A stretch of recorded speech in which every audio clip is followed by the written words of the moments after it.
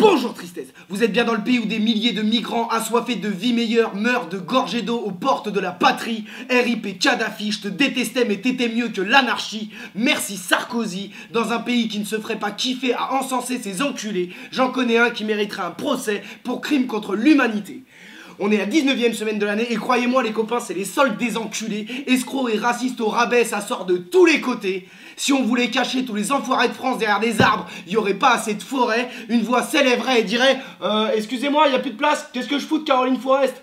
Alors on va commencer la semaine avec les migrants, donc on en est à plusieurs milliers de migrants qui sont morts en Méditerranée depuis début 2015, mais on s'en branle parce que c'est des noirs, d'accord. Mais ça va parce que l'Europe œuvre à une stratégie pour limiter les morts de migrants en mer. Alors je vous fais le sketch, hein, c'est les noirs, vous inquiétez pas, hein, on va vous trouver une solution. Ah bon, pour plus qu'on meure? Ah bah non, ça c'est ton destin mon copain, ça. Non, pour plus que tu quittes ton pays quoi. Ouais mais nous ici on va mourir aussi. Ouais bon écoute, ça nous on s'en tamponne, hein, tant que tu dégueulasses pas notre flotte. Hein. Écoute-moi bien, hein, nous on paye pas des vacances hyper chères sur la côte d'Azur pour mettre pas le masque tuba et tomber sur des cadavres de noirs. Hein. On n'aime pas ça les noirs, je veux dire les cadavres. Oh, c'est à peu près dans ce style, hein. Et putain, avec vous, il n'y a pas de virgule, hein. On peut dire que vous êtes des merdes abouties, les mecs, hein. Putain, le jour où le peuple va se soulever, croyez-moi, on vous écrasera comme une gitane maïs sans filtre qui brûle les doigts. Sans regret, les mecs. Alors, également, on a eu le droit à un sketch des Le Pen comme souvent, et avec la complicité des médias comme souvent. Donc, après le sketch de Marine Le Pen de « Oh, mon père est un monstre, je ne le connais pas, j'ai rien à voir avec lui, j'ai juste son ADN, son parti politique, son oseille, son idéologie, mais sinon je le connais pas. » Alors je rappelle que, donc, parce que là il a à nouveau dérapé sur les juifs et sur Pétain, Jean-Marie Le Pen. Je rappelle que quand il avait dit qu'il fallait faire une fournée avec Patrick Bruel, Marine Le Pen elle avait juste dit il n'aurait pas dû dire ça. Elle avait dit c'est une faute politique, pas c'est une faute morale. En gros elle a dit c'est pas le problème qu'ils le pensent, le problème c'est qu'ils le disent, hein. C'est pas amoral de penser ça, c'est pas immoral de penser ça. Par contre, il va me faire perdre ce con. Mais les médias n'étaient pas là pour le souligner. Hein. Et les médias, vous êtes bien complices de cette dédiabolisation. Hein, putain, l'audimat est votre maître. Vous êtes à quatre pattes, queue qui frétille et haleine fétide, les mecs. Hein, clairement. Hein, et alors, comme par hasard, donc la suspension de Jean-Marie Le Pen a été prononcée. Cette suspension est opportune parce qu'elle arrive pile au moment d'un scandale financier énorme, puisqu'on s'est rendu compte que Jean-Marie Le Pen avait 2 millions d'euros de lingots d'or en Suisse. Oh, tranquille au calme, le parti anti-système, tranquille au calme. Oh là, on les aime bien les frontières, on les aime bien les frontières ouvertes quand ça permet d'aller planquer son pognon à l'étranger. Hein.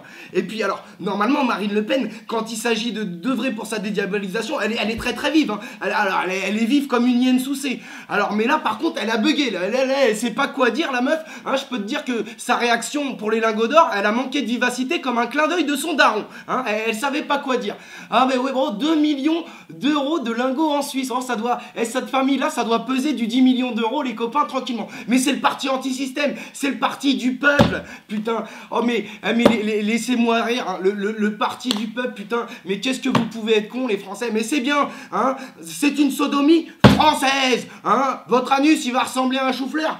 Français, oui monsieur, c'est ça la vie, le parti du peuple. Normalement, un scandale comme ça, hein, c'est panneau impasse dans ta gueule et terminé. Mais les Français sont un peu cons. Donc je vais faire court sur le 1er mai, hein, mais vu comment vous avez tabassé les journalistes et les fémènes, que vous êtes allés déloger en violation totale d'un lieu privé, apparemment il y a les 2/3 de l'expression démocratie qui a dû vous échapper, hein, les mecs du Front National.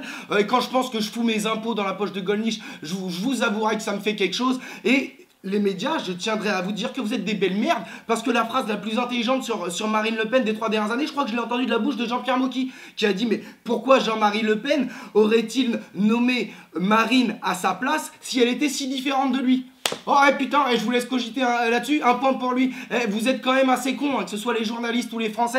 Hein, et encore, vous n'avez pas encore été irradiés. Là, il y a eu un feu de forêt à Tchernobyl. On va se bouffer les radiations, ça va être multiplié par 3. Et il y a encore un incident très grave à la centrale nucléaire de Flamanville. Les Français, attendez d'être irradiés. Je vous le jure, vous allez passer en première div des abrutis. Hein, je vous le dis comme je le pense. Sinon, on en est à 2 noirs morts dans un commissariat de police au cours des dernières semaines.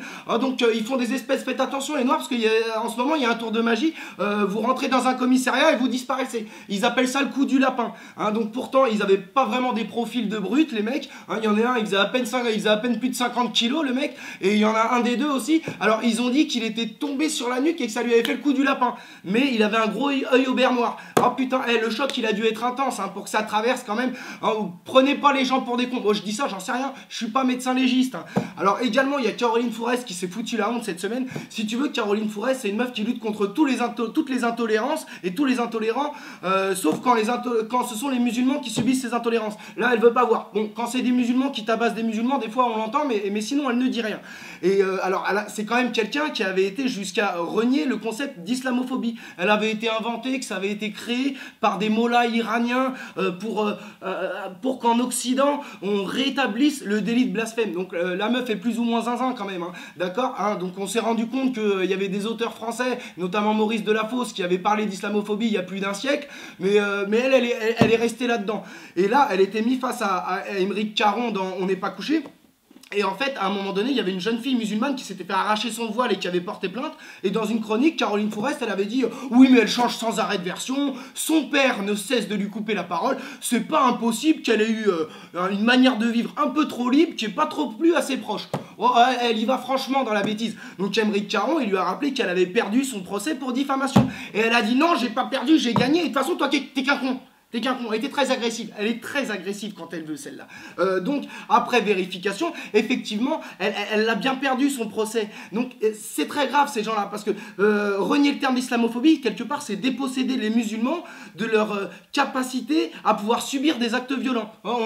Par la sémantique, on t'enlève le concept. Ça n'existe pas. Et ces gens-là qui sont prêts à mentir pour ne pas perdre la face, c'est des gens dangereux, je suis désolé. Et effectivement, hein, moi, les malveillants drapés dans le costume de la tolérance, pour moi, j'ai tendance à considérer que c'est la pire des races. Mais continue, Caroline, on te regarde t'éclater la gueule, là, et courir à ta perte. Alors vas-y, cours, Forest, cours! Oui, il m'arrive de faire de l'humour populaire pour que tout le monde puisse comprendre, les copains, hein. Il faut que ce soit comme ça. Alors également, je voulais parler de Nadine Morano parce qu'elle s'enfonce elle aussi dans l'islamophobie, mais j'ai reçu un coup de fil de son médecin qui m'a dit « Laissez-la tranquille, je vous ai déjà dit qu'elle était invalide, elle n'est pas autonome, elle chie dans la litière de son chat. » J'ai dit ok, bon, bah alors passons. J'ai dit c'est un argument, monsieur le médecin, je ne parlerai pas d'elle. Alors également, parce que c'était le festival de l'islamophobie cette semaine. Il y a une jeune fille qui s'y fait recaler et renvoyer du collège parce que sa jupe était trop longue. Elle a été jugée comme étant un signe religieux ostentatoire. Eh putain, c'est votre islamophobie et votre connerie qui commence à être ostentatoire, les mecs, hein. Vous partez en couille. Une jupe trop longue, ostentatoirement. Mais putain, vous avez sucé le rédac chef du Gorafi ou quoi, les copains, bordel de merde. Et là, vous êtes en dérapage incontrôlé, hein, je vous le dis, hein. C'est du Sébastien Loeb sous opium, les mecs, hein. Vous êtes à deux doigts de recaler une fille cancéreuse parce qu'on voit pas assez ses cheveux, hein. Je vous le dis. Ah putain, mais vous visez la une, vous allez la voir la une, là, à un moment donné, là, avec vos dérapages, hein. Putain, il y a quand même des paires de claques du capitaine Crochet qui se perdent avec vous, bordel de merde, hein. Putain, toi la petite, fais-leur un procès, il y a 10 000 balles à prendre, il y a que ça qui comprennent, ces enculés, je te le dis, crois-moi bien, d'accord. Et il faut comprendre que cette espèce d'islamophobie ambiante et qui est non-stop, en fait, c'est un terreau du terrorisme. Parce que admettons que t'es là, t'es pas très fut-fut, t'es un abruti, tu sais pas quoi faire de ta vie, t'es malheureux, t'as pas d'amis, t'as pas d'entourage. Et bah si quelqu'un veut te manipuler et te mettre dans un truc de complot, il a qu'à te dire allume la télé, tu verras bien, on parle des musulmans à longueur de journée et c'est pas fondé. Putain, comprenez bien que ça c'est le terreau, cette espèce de contexte dégueu dans ce moment, c'est le terreau idéal de l'extrémisme. Mettez-le vous à un moment donné dans le crâne, les copains, hein. Comme, moi j'ai un pote raciste, il m'a envoyé un mail, il m'a dit bordel de merde, il faut que je suis obligé de regarder Gulli pour pas voir des arabes dans ma télé. Et j'allais lui répondre, t'as presque raison copain, j'ai dit bon allez, je vais lâcher l'affaire, je vais plutôt arrêter de répondre à ses coups de fil à celui-là. Alors également il y a Ménard, alors Ménard il a été chaud lui, il est venu dire sur un plateau télé qu'il avait des statistiques religieuses et ethniques à sa disposition, hein, que par les prénoms des élèves il avait pu faire des statistiques, et qu'il s'était rendu compte qu'il y avait 88% de musulmans dans certains de ces établissements scolaires. Et il disait, mais mettriez-vous votre enfant dans une classe où il y a 88% de musulmans? Alors remplaçons le terme musulman par juif, hein, ça sonne quand même un petit peu années 30 cette affaire mon copain. Bordel de merde. Alors il n'y aura pas de suite parce que avouer une infraction suffit pas forcément à la caractériser. Bon moi je creuserai pour savoir si on peut pas lui enlever son mandat déjà. Mais et de toute manière surtout les musulmans on s'en branle en France. Mais à un moment donné celui-là putain dans l'organigramme des enculés, je peux te dire qu'il occupe un poste à responsabilité. Hein. Tu le trouves tout en haut, t'as pas besoin de baisser les yeux mon copain. Et on m'a raconté pareil une anecdote, quelqu'un qui est venu qui m'a raconté une anecdote, l'anecdote de sa naissance. Alors c'est un peu croustillant. Donc sa mère, elle était comme ça, un peu épuisée après l'accouchement et tout, et elle a regardé avec de l'amour dans les yeux le médecin, elle a dit alors, c'est un garçon ou une fille? Et le médecin, il était un peu penaud comme ça, il a dit bah madame, c'est une merde, désolé. Voilà, fin de l'histoire, ça c'est la moralité. Alors également, donc il y a les militaires français en Centrafrique. Alors là on touche le fond du dégueu qui sont accusés de viol contre des enfants africains. Donc en fait si tu veux, ils échangeaient à des enfants affamés de la nourriture contre un viol. C'était en gros, bah oui tu peux l'avoir cette barre de chocolat, mais avant il va falloir me sucer la bite. Oh putain, vous touchez le fond du dégueu les mecs. Hein. Putain, c'est un truc à faire démissionner Satan, ça je vous le dis. À un moment donné, qu'est-ce qui se passe dans votre cerveau? Il y a quoi? Putain mais quelle haine vous occupe hein? Qu'est-ce qui peut se passer dans votre tête pour que vous en arriviez là hein? Putain, vous rentrez dans le top 10 du livre d'or des enculés. J'espère qu'il y aura des séances de dédicace à la santé, les mecs, ok? Alors, Jean-Pierre Chevènement a tenu bon de discourir. Alors lui, il est vieux comme une tortue sénile, mais il la ramène encore. Il est venu expliquer, il faut laisser l'armée française en dehors de ça. Elle est exposée à des situations très très difficiles. Écoute-moi bien, toi. Quand je vais te faire bouffer une balayette laser, va falloir me laisser en dehors de ça, parce que tu m'as exposé à des propos très difficiles, mon copain. Putain, alors qu'est-ce qu'on a fait? On se dit, bah peut-être que le donneur d'alerte, un Suédois, on lui a remis une médaille à celui-là. Eh ben non, on l'a démis de ses fonctions, hein, parce que, au royaume des fils de pute, les héros sont des rats. Retenez-le les copains. Alors l'État promet transparence et d'être implacable. Il faut savoir qu'il y a une enquête qui était ouverte depuis juillet. Personne n'a été mis au courant, donc autant dire qu'ils ont été aussi transparents que la vitre de la voiture dans laquelle DiCaprio il dégomme Kate Winslet dans Titanic. Hein. Il a fallu que le donneur d'alerte il passe sa main sur la buée quand même. Hein. Donc votre transparence, nous prenez pas non plus pour des cons. Ok? Alors cette semaine, la truffe de la semaine, c'est le terroriste qui a essayé de s'essayer au terrorisme, mais le mec il s'est tiré une balle dans la jambe et il a appelé les secours. Du coup les keufs ils sont venus le péter. Ils ont eu qu'à suivre la traînée de sang pour tomber sur sa voiture dans laquelle il y avait tout un arsenal.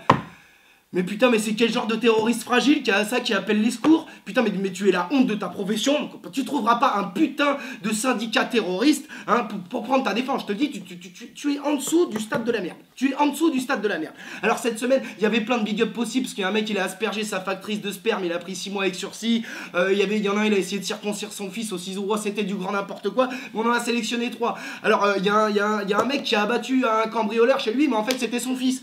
Oh putain, le mec est pas mort, mais comme quoi les gens qui tirent sur des voleurs, c'est définitivement des connards, les mecs. Hein, également, il y a un mec, il a coursé une prostituée à poil dans une gare, je crois que c'était à Saint-Lazare. Il a coursé parce qu'elle lui avait volé sa sacoche. Alors lui, autant me dire que sa dignité s'arrête là où commence sa radinerie, mon copain. Je te le dis. Également, il y a un Espagnol, il s'est tiré dans le pied.